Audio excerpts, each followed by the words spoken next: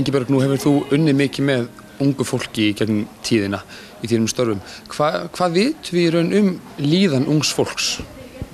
Já, ég hélt að ég vissi ýmislegt líðan ungs fólks, en núna þegar ég var að undirbúa mig fyrir þennan fyrirlestur og ég las greina sem í bókinni, hún heitir Ungt fólk tekist á við tilveruna, nýlegar rannsóknir á líðan unglinga og ungs fólks, og mér brá dálítið því að þar kom fram dekkri mynd en ég átti von á. Bæði varðandi heilbrigði og þætti í kringum það. Það kemur fram að verkir meðal unglinga hafa vaxið, aukist og aukist meira en meðal annarra þjóða. Þannig að við eigum mælingar, það var Guðrún Kristjánsdóttir sem skrifaði þessa grein, þar sem þetta kemur fram. Og þar kemur fram að þessum 17 árum þá hafa verkirnir aukist, höfuðverkur, magaverkur og bakverkir, miðað við það sem gerist annars staðar, þannig að það engin vísun í aðra eins aukningi eins og hjá okkur. Nú ég sá líka það sem ég hafði ekki heldur átti mig alveg á að það var með kynhegðun unglinga, að við unglingarnir okkar byrja fyrir að stunda kynlíf en jafnaldrar á Norðurlöndunum og stunda áhættasamara kynlíf. Og ég bara verði að viðurkenna, ég hafði ekki alveg áttað mig á þessu. Er einhver munur á kynjunum hvað þetta varðar? Varðandi heilbrigði.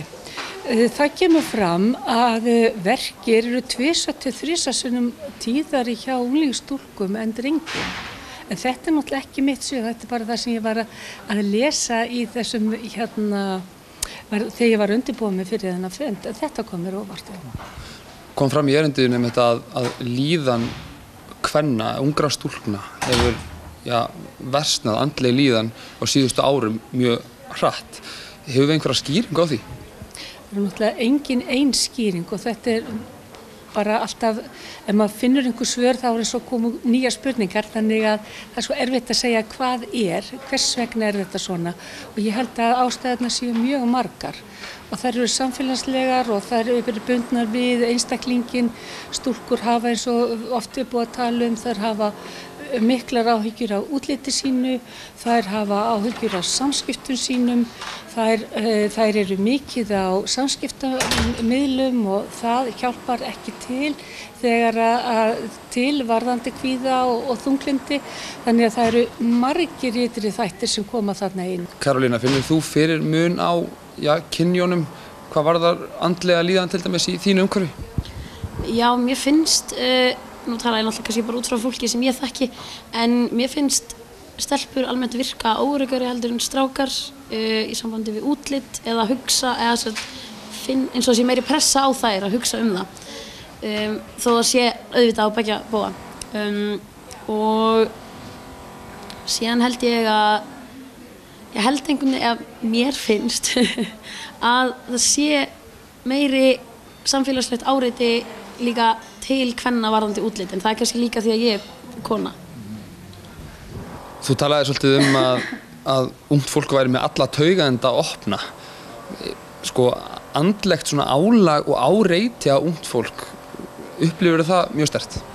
Já, mér finnst ég gera það og ég held að fólk sé að gera líka í kringum mig, því þetta er einhvern veginn, þú þarft náttúrulega helst að vera orðin búin að afreka helling áður 25 ára, þannig að það er ekki búin að afreka neitt, og einhvern veginn mér finnst þetta svona, kannski er það bara það sem, kannski er ég líka eitthvað að upplifa eitthvað annað, en mér finnst oft vera svona, það er svo rosalega mikið í gangi, það er svo rosalega mikið af möguleikum og þegar maður er ungur og er maður rosalega áhrifagjarn, ég held að séu bara allir, þessi sambandi við bara að byrja að drekka eða bara fara í leikfélagið eða hvað sem það er einhvern veginn alltaf eitthvað svona, hei, við skulum gera þetta og svo, hei, þetta á ekki að gera, og það er alls konar svona viðmið og gildi og einhvern veginn alls konar svona óskráða reglur sem að hafa áhrif jafnvel þó maður áttar sig ekki á því. Og heldur að stúlkur séu meira varar við þetta en drengir?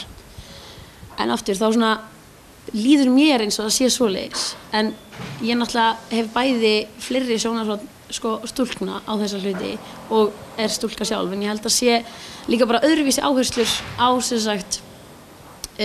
það sem áhrif á stelpur og stráka. má ég kannski aðeins bæta inn í þetta sem að við höfum kannski ekki talað hér í dag en það að hvað unga fólki okkar í dag í rauninni stórkostlegt og hvað ef maður horfir ungt fólk í dag, ef þú horfir á tónlistina þeirra, leiklistina, bókmyndirnar, íþróttirnar, ég minna maður bara húrra, þetta frábært og þetta var langt frá því að unglingarnir og þegar ég var alast upp væru svona hæfileikarík og fengju sko þetta tækifæri til að skapa. Til dæmis sjáðu frumkvæði, hönnun og öðru. Ég gapandi að sjá hvað þetta En samhliða þessu sjáum við þá aftur stúlkurnar okkar, sko, kannski það eins og Karolín að segja, það mikið áreiti, það mikil samkeppni og það mikil krafa það að þú eigir að standa þig og maður sér foreldrana á íþróttavellinum og horfa á börnin sín, áfram og þú átt að læra og þú átt að vera dugleg og góð og allt þetta, en bara, maður getur það ekkert alltaf. Nei, ég finnst líka, það einmitt líka þetta sko, að allt sem þú átt að gera, þú átt að standa í skóla, þú átt að standa í starfi, þú átt að hafa vinnu, svo þú getur átt pening, svo þú átt að gera þetta, svo ertu líka auðvitað náttúrulega að taka þátt í fjölskyldulífinu, en svo ertu náttúrulega líka að vinna, svo ertu náttúrulega líka að skemmta þér.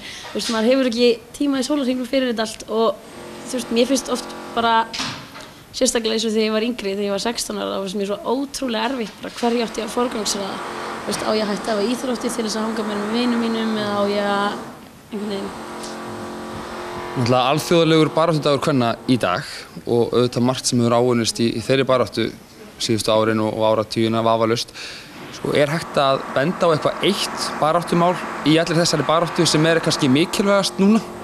Þegar ég horfi svona yfir mitt starf síðan 1970, þá sé ég það að við foreldrar og samfélagið, þorpið okkar, við þurfum að taka okkur á og ég held að þorpið okkar sé illa upp alið og það bara sé virkilega þörf á því að við lítum inn á við og spyrjum okkur hvernig erum við að ala börnum okkar upp. Við þurfum að gera betur, þau þurfa meira umhald og örugglega bara líka meiri kærleik og ástríki og þau þurfa tíma, samvinnu, samræðu þannig að það sé gott og traust á milli foreldranna og barna og ég sé þetta núna á þessum baráttudegi og svona ef ég horfi yfir mitt líf, þetta það sem ég sé að ég vildi að okkur hefði tekist til að gera betur. Við þurfum náttúrulega líka bara að vera bjartsýn og við megum ekki gleyma að það að við þurfum alltaf að halda áfram. Mér finnst það svolítið mikilvægur punktur að við megum ekki halda að nú sé þetta bara komið. Það bara jafnrétti og eitthvað svoleiðis því að mér finnst vera bakslag svolítið hjá yngri krökkum aftur eins og bara í skólanum mínum. Hvernig þá?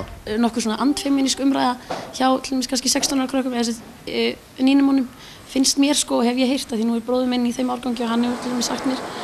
Mér finnst maður þau bara að passa svona sofna ekki á verðinum, bara sama hvort það sé í því að bara í umræðum fæðingarorlof eða bara launa jafnrétti eða hvað sem sko. Mér finnst bara svona, maður þarf að halda áfram.